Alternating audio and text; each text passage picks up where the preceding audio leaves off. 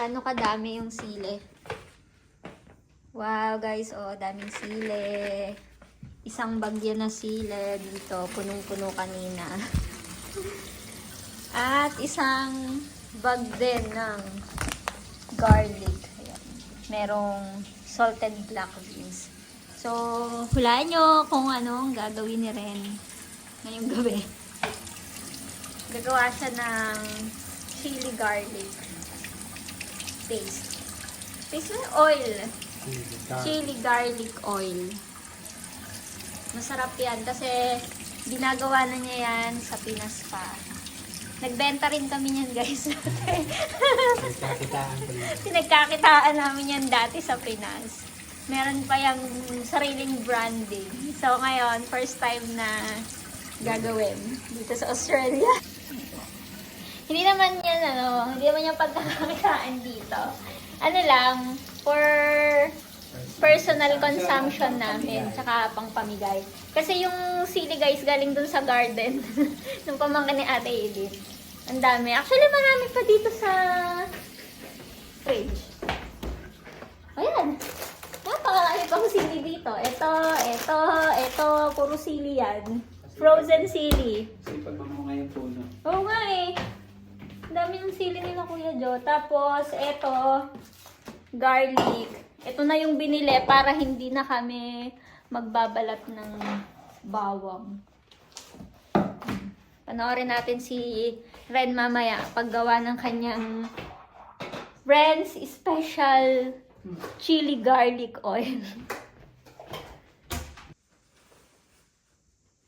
Kadami nito.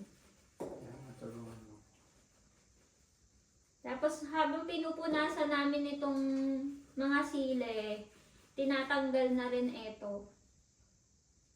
Ang tawag dyan. Hindi ko alam. Tapos, Anong tawag dito? pag ganitong may damage na, huwag mo na isama. Ano bang tawag dyan? Tangkay. Tangkay ng sili. Tangkay yan, di ba?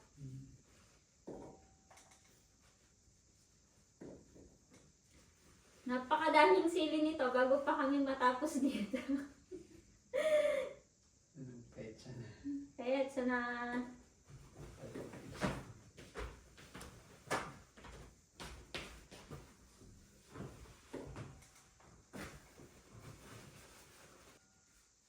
Actually, mas madali itong punasan kaysa yung sili na ginagamit natin sa Pilipinas. Oo, kasi Maliliit yun. maliliit yung sili guys sa atin Siling sa labuyo. Pinas.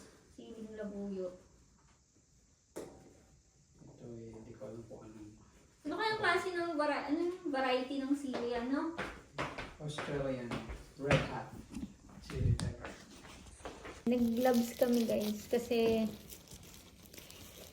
baka yung daliri namin. Syempre, nagtatanggal kasi kami nito. Baka masili. Baka masili, maanghang, mahapdi yan. Tapos, accidentally, may kuskus sa mata.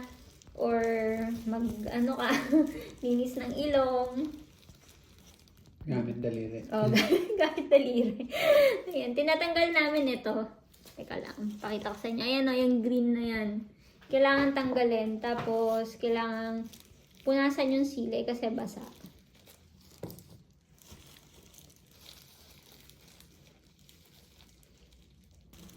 Dami nito.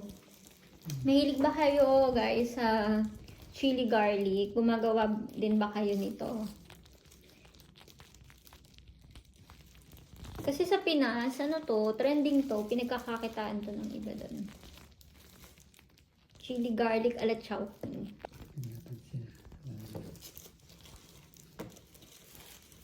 So, yun nga kwento sa Pinas. Ginawa rin namin tong sideline.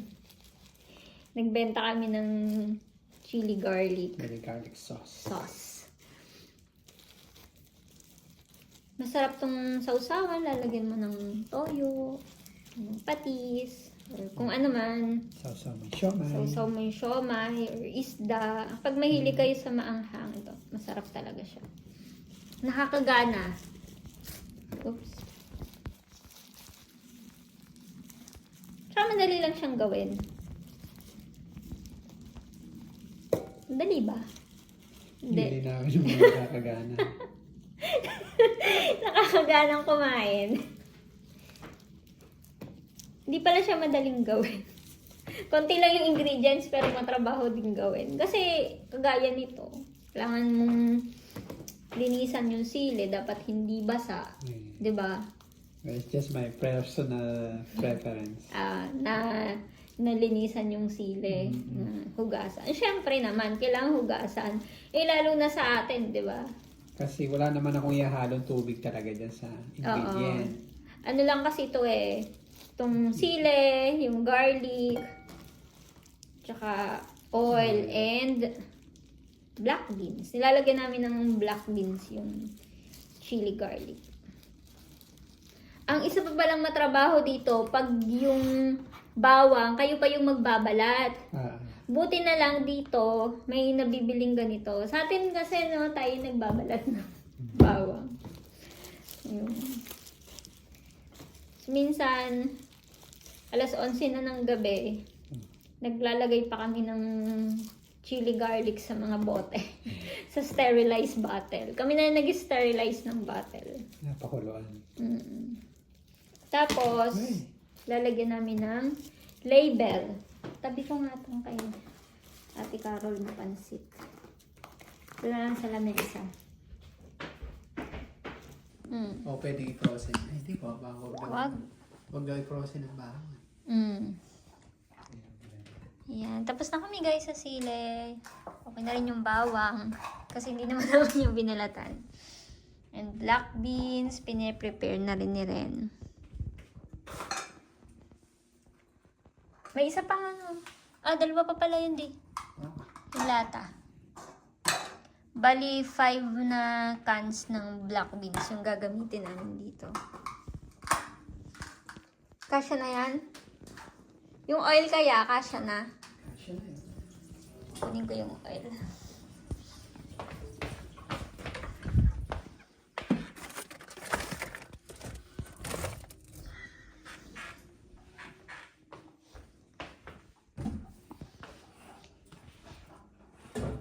Ito ang oil na gagamitin namin para sa chili garlic.